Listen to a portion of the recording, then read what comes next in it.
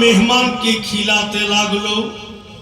150 জন লোক খেলো, গ্রামের লোক অনেক খেলো, পূর্ণরূপে খাওয়া দাওয়া হইল খুব শান্তিপূর্বক। বন্ধুগণ বিয়ে ও মেয়েটার সঙ্গে দেওয়া হইল। এবার ইমাম হাসান আলী মুকাম যখনই বন্ধুগণ আমার ওই খানা ঢেকেছিলেন আর বের করে করে দিচ্ছিলেন, এবার যখন লোকজনের খাওয়া হইল চাদরটা টানলে, চাদরটাই না দেখছে বন্ধু যেমন কারখানা তেমনই আছে, কমে যায়নি। বন্ধুগণ চতুর্দিকে হাসনান কারিমাইনের চর্চা হতে লাগে। ইনি কেমন নবীর আওলাদ যে 50টা লোকের খাওয়ার 150 জন তার থেকে অধিক লোক খেলো, তবুও যেমন কারখানা তেমনই আছে, কমে যায়নি। চতুর্দিকে যখন ডাঙ্কা বাজতে লাগলো, তখন বাপু দুষ্ট ইয়াজিদ, বেঈমান ইয়াজিদ, লালচি ইয়াজিদ একজন লোককে ডেকে পাঠাচ্ছে, যেই লোকটার নাম লিখছে কিতাবে মারওয়ান। ইয়াজিদ বলছে, মারওয়ান, ও মারওয়ান, চতুর্দিকে ইমাম হাসানের ডাঙ্কা বাজছে, আমার তো নামই নাই, কি করব আমি বলো?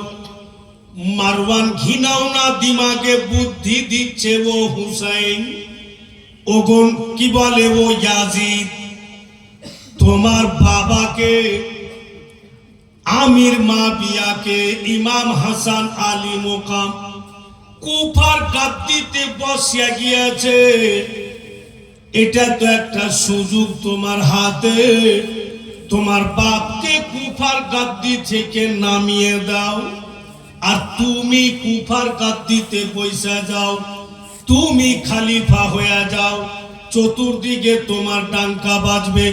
কালকে আমি আপনাদের সম্মুখে শুনিয়েছি যে ইমাম হাসান আলী মুকাম হযরত আমির মাবিয়াকে কুফার গাদ্দি সঁপে উনি গিয়েছে।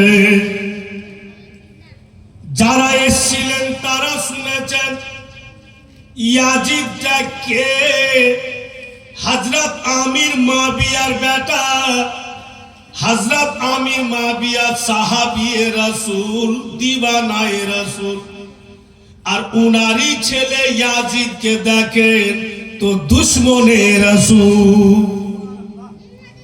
বন্ধুগণ আমার, ইয়াজিদ হযরত আমির মাবিয়ার কাছে বসে বলছে, বাবুজি, দৌলতের কমি নাই, টাকা পয়সার কমি নাই, প্রপার্টি অনেক করে দিয়েছেন, বাবুজি আজকে আমি আপনার কাছে বসেছি, একটি কথা বলতাম।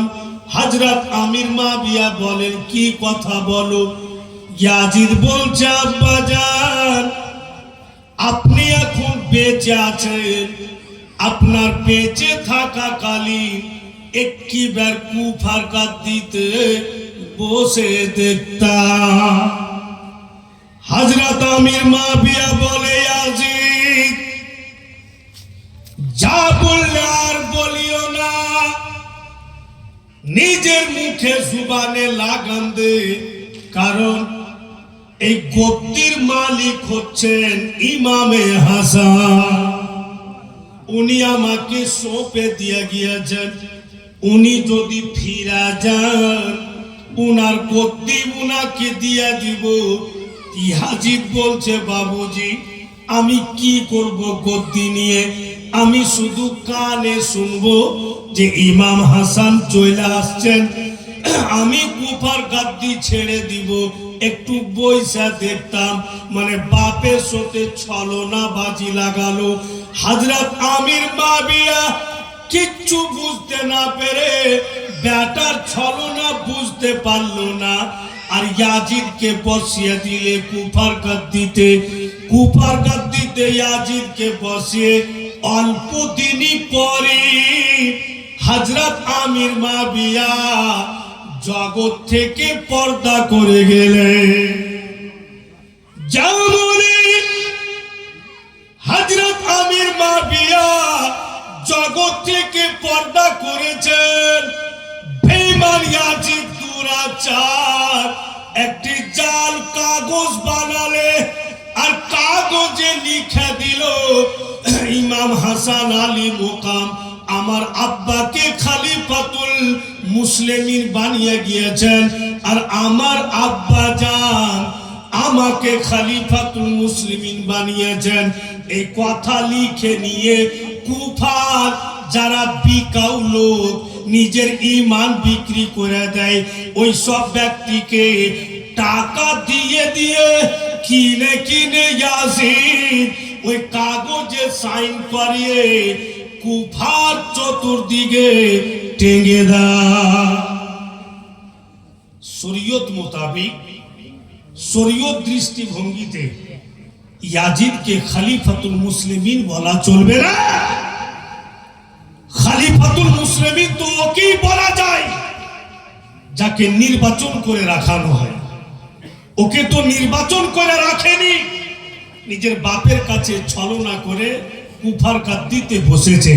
ভাইরা বাপের আমার, তো খবরদার কেউ ইয়াজিদকে খলিফাতুল মুসলিমিন বলবে নাও আর মানবে নাও, কারণ যে শরীয়তের দৃষ্টিভঙ্গিতে ও কখনো খলিফাতুল মুসলিমিন নয়। বিরাদারান ইসলাম, ভাইরা বাপের আমার, বন্ধু বোনেরা, এদিকে ধ্যান দেন। এখানে একটি কথা, যে বাপ সাহাবী রাসূল আর বেটা ফের দুশমনে রাসূল, এটা কি করে হয়ে গেল? ভাইরা বাপের আমার, এর মধ্যে বিশাল বড় রহস্য লুকায়িত আছে।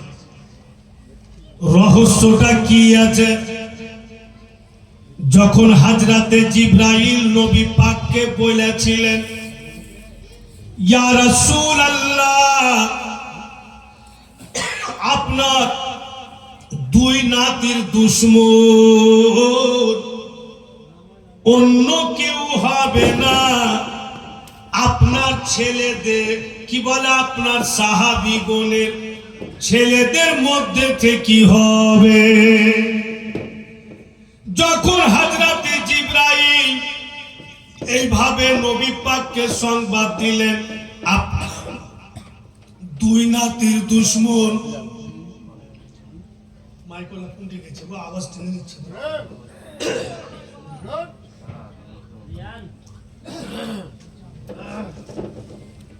বিরাদারান ইসলাম,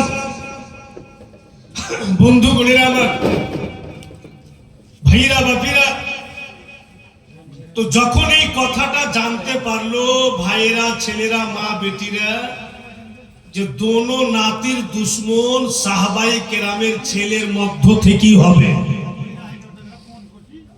ভাইরা, যিনারা বিবাহিত সাহাবী, উনারা স্ত্রীর সঙ্গে মিলন করা বন্ধ করে দিলেন। বলা যায় না আমারই সন্তান দুনিয়াতে এসে যদি আলে নবী, আওলাদে নবীর দুশমন হয়ে যায়। আর যারা অবিবাহিত সাহাবী, উনারা কিন্তু বাপু বিয়ে করেই বন্ধ করে দিলেন, যে আমি বিয়ে করব, আমারই সন্তান দুনিয়াতে এসে যদি, কথাটা খুব ধ্যান দিবেন, ওই অবিবাহিত আমির মা বিয়াও ছিল। বন্ধু বোনেরা আমার, ভাইরা বাপেরা,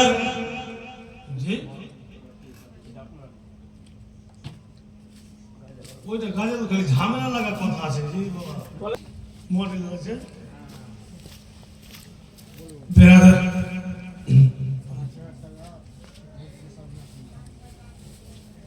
৫,০০০ টাকা মন্ত্রী সাবিনা ইয়াসমিন দান করেছেন। সুবহানাল্লাহ, নারে তাকবীর, নারে রিসালাত। মন্ত্রী যেটা সাবিনা ইয়াসমিন, ভালো করে চিনছেন আপনারা, আপনাদেরই মন্ত্রী, তো উনি ৫,০০০ টাকা আপনাদের এই স্টেজে দান পাঠিয়েছেন। সুবহানাল্লাহ। এমডি জামাল হোসেন, আপনার বাড়ি কোথায়? কাঁঠাল বাড়ি। দেখে তো আপনার খুব মানে এবারে বম্পার লাগছে দাদির নামে তো শুনেন না, বেশি পয়সা করে কথা নিব না আমি ঝগড়া লাগাতে পারবো না, আমার ভবিষ্যৎ আমি খারাপ করবো, আমার তালমেল ঠিক থাকে। তো কথাটা হচ্ছে যে 1000 তো দিলেন, আর আরে সভাপতি আছে না কি আছে সব জানছি আমি, 20 বছর থেকে ঘুরছি, তো আমি কি খবর কিচ্ছু না, সব মালুম আছে। তো ব্যাপারটা হচ্ছে যে আপনি আল্লাহর ওয়াস্তে জানি না আল্লাহ কার কখন মৃত্যু লিখেছে, আজকে আছি এসছি, আজকে হয়তো দোয়া করার সুযোগ আল্লাহ দিয়েছে, এরপরে নাও আসতে পারি। তো ভাবছিলাম যে আপনি যদি একটু আর কিছু বাড়িয়ে দিতেন। সুবহানাল্লাহ, 1000 আর এমডি জামা, নারে তাকবীর, নারে রিসালাত, 1000 দিয়ে দিয়েছেন। আর 1000 দিয়ে এটা কে দিলেন? মরিয়ম নামে দিয়েছেন 500, আর মুজাফফর নামে দিয়েছেন 500। সুবহানাল্লাহ, মাশাআল্লাহ, আলহামদুলিল্লাহ, জাযাকাল্লাহ।